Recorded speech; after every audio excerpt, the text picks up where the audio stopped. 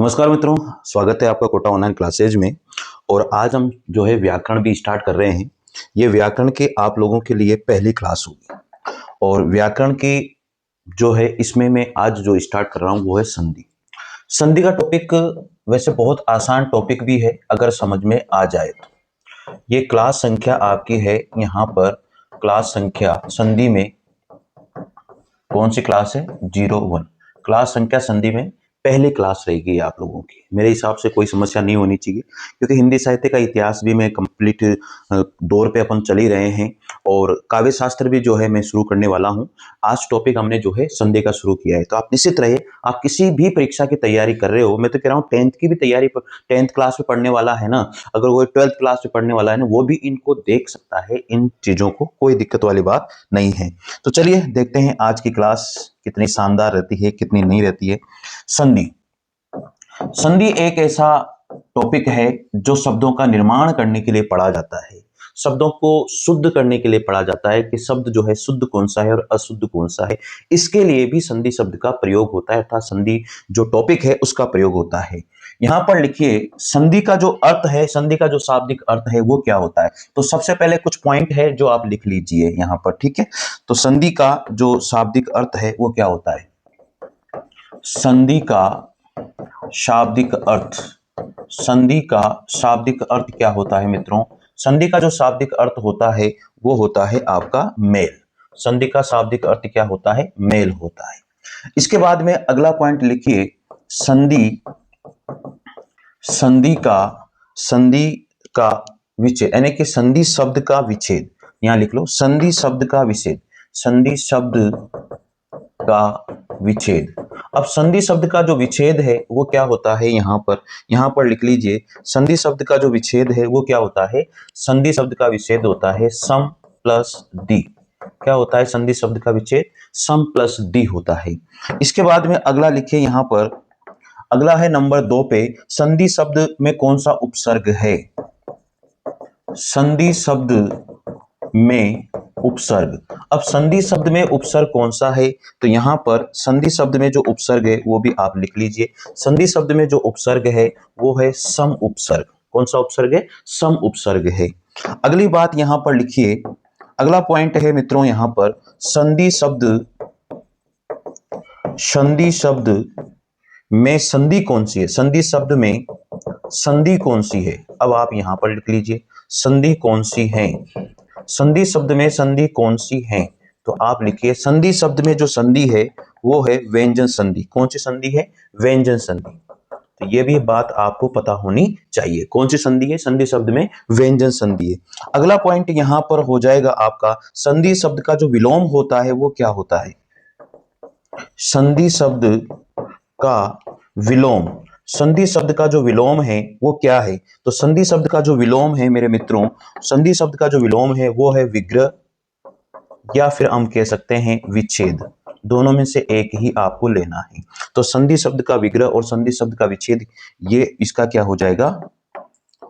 विलोम हो जाएगा। तो पहला, दूसरा, तीसरा, चौथा और ये पांचवा, इन 5 बातों को आप स्टार्टिंग में ही याद रख लीजिएगा। संधि का शाब्दिक अर्थ होता है मेल, संधि शब्द का विच्छेद होता है सम प्लस डी, संधि शब्द में उपसर्ग होता है सम, संधि शब्द में संधि कौन सी है? व्यंजन संधि, संधि शब्द का विलोम क्या होता है? विग्रह और विच्छेद। साथियों स्टार्टिंग से मैंने शुरू किया है टॉपिक और ये पहली क्लास है, आप नोट्स बनाना शुरू कर दीजिए ग्रामर के लिए। बस मैंने कह दिया ना, कहीं भटकने की जरूरत है ही नहीं। आपका सिलेबस कंप्लीट होगा मात्र 2 महीने के अंदर, ये मैंने आपसे कह दिया। बस काव्य शास्त्र भी होगा, ग्रामर भी होगी और हिंदी साहित्य भी होगा, ये मैंने कह दिया। बस आप विश्वास कीजिए और नोट्स बनाइए और प्रॉपर तरीके से पढ़ते रहिए, ठीक है साथियों। चलिए इसके बाद में आगे बढ़ते हैं। तो ये कुछ बातें जो थी संधि शब्द की हमने यहां पर लिखी। अब लिखिए इसकी परिभाषा, संधि शब्द की परिभाषा लिखिए। संधि शब्द की परिभाषा क्या होती है? ये सबको पता है कि संधि शब्द की परिभाषा क्या होती है। लिखो, दो निकटवर्ती, दो निकटवर्ती वर्णों के परस्पर मेल से, दो निकटवर्ती वर्णों के परस्पर मेल से जो विकार उत्पन्न होता है, जो विकार उत्पन्न होता है, जो विकार उत्पन्न होता है उसे संधि कहते हैं। उसे क्या कहते हैं? उसे संधि कहते हैं। उसे संधि कहते हैं साथियों। दो निकटवर्ती वर्णों के परस्पर मेल से जो विकार उत्पन्न होता है उसे हम लोग क्या कहते हैं? संधि कहते हैं। ये एक सिंपल सी परिभाषा है, यहां पर समझने की कोशिश करना है इसको। कैसे? देखो विकार कैसे उत्पन्न होता है। जैसे आपने यहां पर लिखा माधव प्लस इंद्र, क्या लिखा आपने यहां पर? माधव प्लस इंद्र लिखा। तो यहां पर देखो माधव, व में हलंत लगाऊंगा तो यहां से अ निकालूंगा मैं, और यहां से क्या ले लूंगा? दूसरे शब्द से पहला वर्ण। तो यहां से क्या ले लिया मैंने? ई ले लिया। पीछे क्या बचा? आधा न और द्र बचा। ठीक है। अब ऐसा कहा जाता है कि अ और ई को मिलाते हैं ना तो क्या निकलता है? ए निकलता है। तो बताओ, दोनों को मिलाने से ए बना, यानी कि विकार। विकार मतलब क्या होता है? परिवर्तन। तो यहां लिख लो विकार। विकार जो शब्द है इसका मतलब होता है परिवर्तन होना। क्या होता है? परिवर्तन होना। बस। अब यहां पर देखो दो वर्ण मिले, दूसरा तीसरा वर्ण क्या बना? ए बना।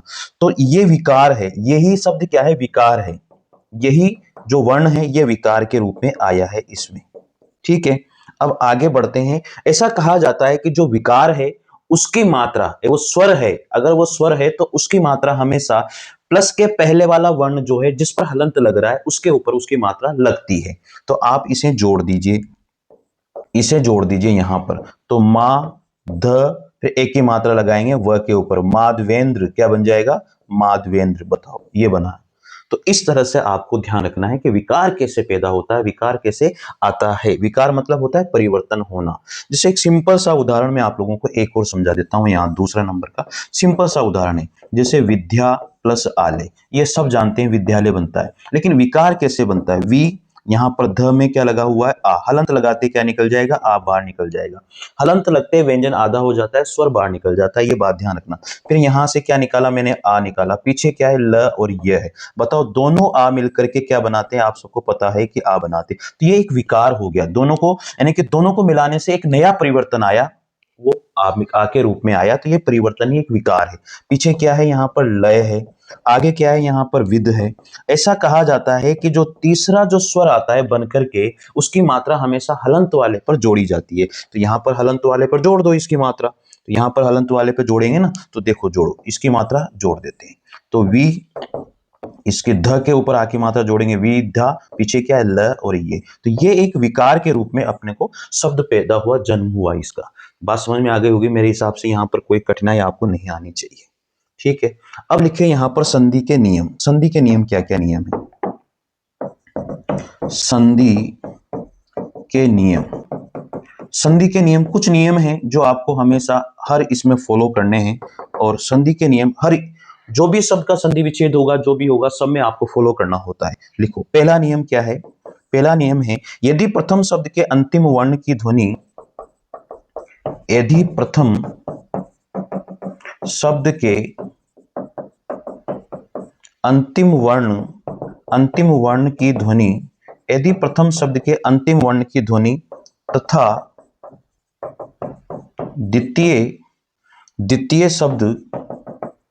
द्वितीय शब्द का पहला वर्ण मिलकर विकार अवश्य उत्पन्न करते हैं। मिलकर, विकार मतलब परिवर्तन, विकार अवश्य उत्पन्न करते हैं।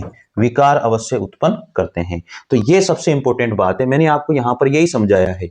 यहां पर ये देखो, मैंने आपको अभी यही बताया है कि देखो विद्या प्लस आले, तो पहला शब्द है उसका अंतिम वर्ण और दूसरा जो शब्द है उसका पहला वर्ण, दोनों मिलकर के विकार अवश्य उत्पन्न करते हैं कि आ के रूप में परिवर्तन हुआ। तो ये ध्यान जरूर रखना, यदि प्रथम शब्द के अंतिम वर्ण की ध्वनि तथा द्वितीय शब्द के पहले वर्ण मिलकर के विकार अवश्य उत्पन्न करते हैं, 100% उनमें परिवर्तन होता ही होता है।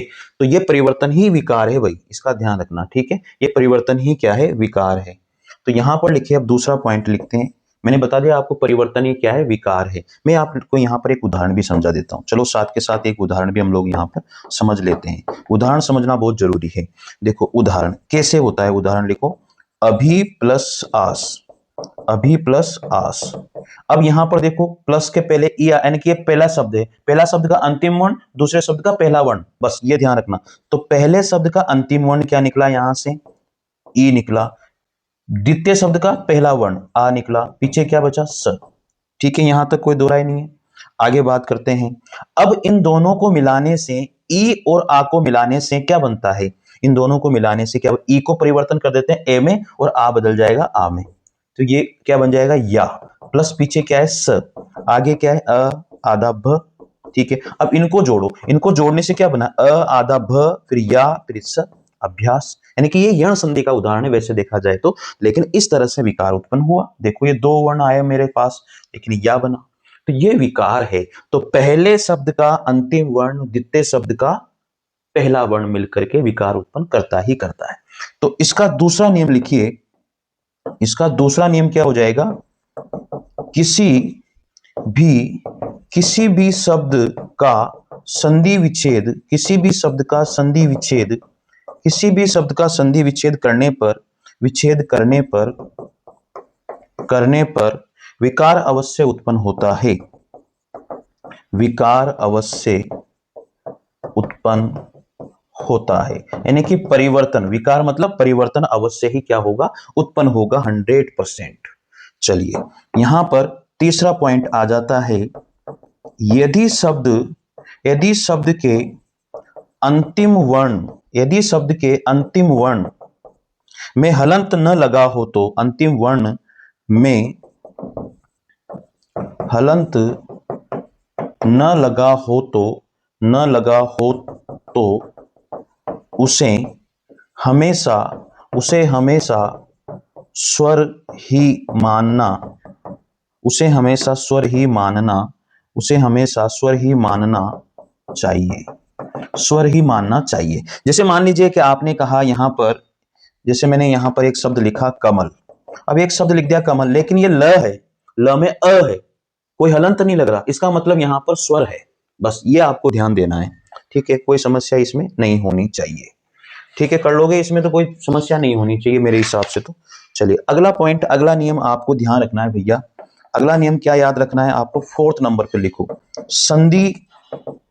संधि में प्राय, यानी कि हमेशा दो खंड होते हैं तथा दोनों खंड सार्थक होते हैं। संधि में हमेशा दो शब्द अर्थात दो खंड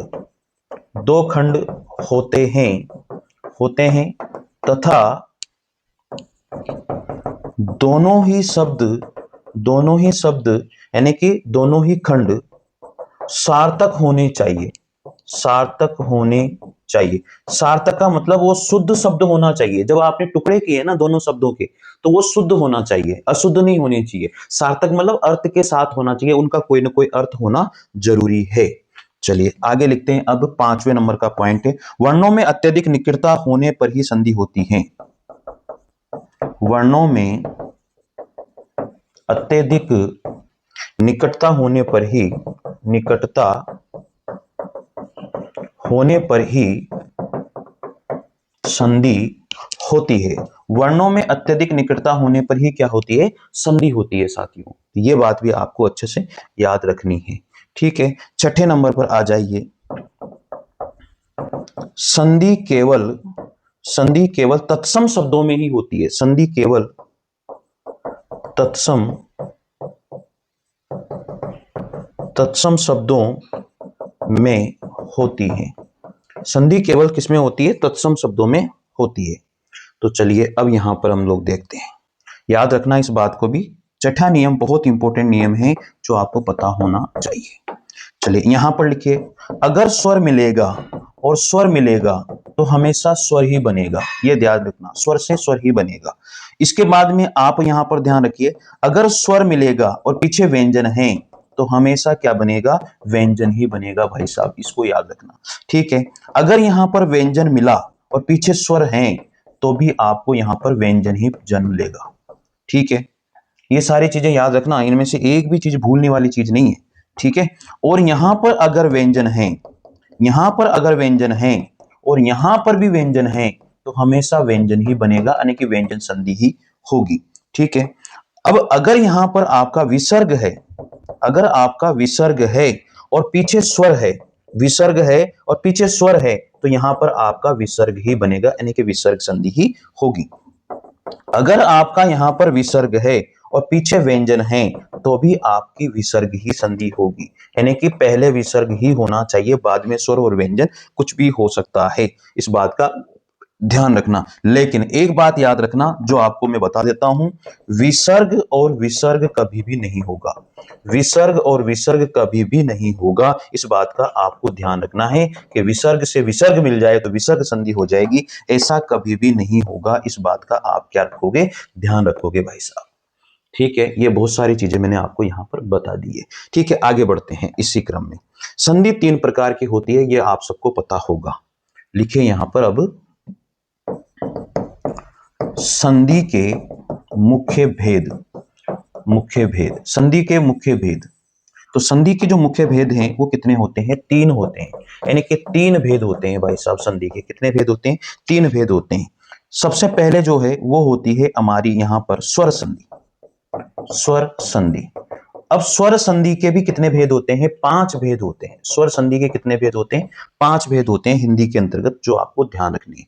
चलिए अब यहां पर उन 5 भेदों के ही नाम लिख लीजिए। सबसे पहले आती है दीर्घ संधि, यानी कि दीर्घ स्वर संधि जिसको हम कहते हैं। ठीक है, प्रॉपर तरीके से लिखिए, आप नोट्स बना रहे होंगे आप। दीर्घ स्वर संधि, दीर्घ स्वर संधि। दूसरे नंबर पर आती है गुण स्वर संधि, गुण स्वर संधि। और तीसरे नंबर पर आएगी यहां पर वृद्धि स्वर संधि, वृद्धि स्वर संधि। ठीक है, इसके बाद में चौथे नंबर पर आएगी आपकी यण स्वर संधि, यण स्वर संधि। और 5वें नंबर पर आएगी यहां पर अयादि स्वर संधि, अयादि स्वर संधि। तो ये टोटल मिलाकर के जो स्वर संधि है उसके 5 भेद होते हैं, ये आपको ध्यान रखने हैं। ठीक है साथियों, मित्रों, मैंने आपसे कहा है कि आप कहीं भी कुछ भी एक भी रुपया आपको लगाने की जरूरत नहीं है, आप यहां से पढ़िए, कोई संकट नहीं है। ठीक है, बस आपको पढ़ना है, आपको प्यार देना है कोटा ऑनलाइन क्लासेस को। आप कोटा ऑनलाइन क्लासेस से जुड़िए। अगर आपको नोट्स मंगवाने हैं तो मैं आपको बता देता हूं, ये ग्रामर के नोट्स हैं, पूरी हैंड रिटन इसमें ग्रामर है, ये देख लो, पूरी हैंड रिटन है। और अगर आपको जो है हिंदी साहित्य के इतिहास के नोट्स मंगवाने डिटेल में, तो ये 2 भाग हैं हिंदी साहित्य के इतिहास के, भाग 1 और भाग 2। ये भी पूरे हैंड रिटन है, इससे बाहर कुछ नहीं जाएगा, ये देख लीजिए, पूरे हैंड रिटन है। अगर आपको हिंदी साहित्य के इतिहास के 1 लाइनर प्रश्न उत्तरी मंगवानी है तो ये देखिए, ब्रह्मास्त्र नोट्स हैं 1 लाइनर के रूप में, इस तरह से। ठीक है, इसके बाद में अगर आपको हिंदी साहित्य का इतिहास और काव्य शास्त्र के क्वेश्चन के फॉर्म में टॉपिक वाइज, क्वेश्चन के फॉर्म में टॉपिक वाइज अगर क्वेश्चन आंसर मंगवाने हैं तो ये देखिए, भाग 1 और भाग 2 है, ये पूरे जो है क्वेश्चन के फॉर्म में आपको मिलने वाले हैं। बहुत जबरदस्त प्रश्न है, 5 से 6 हजार प्रश्न इसके अंतर आपको मिलने वाले हैं। काव्य शास्त्र के नोट्स मंगवाने हैं, जो भी आपको मंगवाने तो आप संपर्क कर सकते हैं साथियों, बहुत जबरदस्त नोट्स हैं। चाहे आप पीजीटी हो, टीजीटी हो, फर्स्ट ग्रेड हो, आरपीसी फर्स्ट ग्रेड हो, सेकंड ग्रेड हो, जिसकी भी तैयारी कर रहे हो, और ऐसे ही प्रॉपर तरीके से लिखे हुए नोट्स आप तक पहुंचेंगे, स्पीड पोस्ट के माध्यम से पहुंचेंगे। अगर आपको संपर्क करना है, मैं आपको बता देता हूं यहां पर, अगर आपको संपर्क करना है तो किस नंबर पर आप संपर्क करेंगे, तो नंबर है भैया मेरे यहां पर देखो, इस नंबर पर संपर्क करें 9929261623। इस नंबर पर व्हाट्सएप करें ताकि आपको पता लग जाएगा और सारी चीजें आपको बता दी जाएगी कैसे आपको तक ये नोट्स पहुंचने वाले हैं। ठीक है, चलिए आगे देखते हैं अब इसी क्रम में, इसी कड़ी में